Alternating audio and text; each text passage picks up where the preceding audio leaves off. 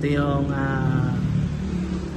6.5 kilowatt na ano, at kukomisyon na namin. Tapos na.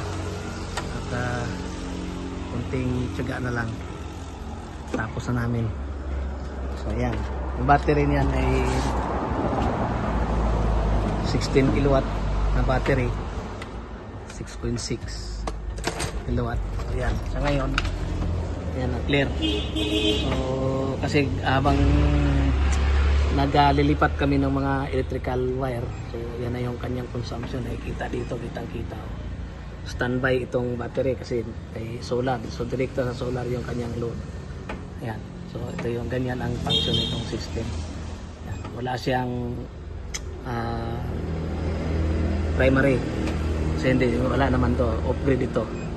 So yan, malinaw na malinaw mula dito sa panel. So dahil konti pa lang yung load, nasa 1 kilowatt. So yan pinoproduce niya is 1 kilowatt lang. Pero pagka nadagdagan mamaya ito ng load, habang naglilipat kami, ayan. Libreng-libre ang kuryente. Power is free. Talagang yan ang tinatawag na power is free. So ngayong araw na to, totally total transfer na namin kasi ang daming connection dito. Hindi pa tama yung mga pagkalagay ng breaker. Walang mga breaker, nakadirekta. Ayun, kaya inayos namin para hindi masira yung ating inverter. Ayan o, kita yan naman. Paano?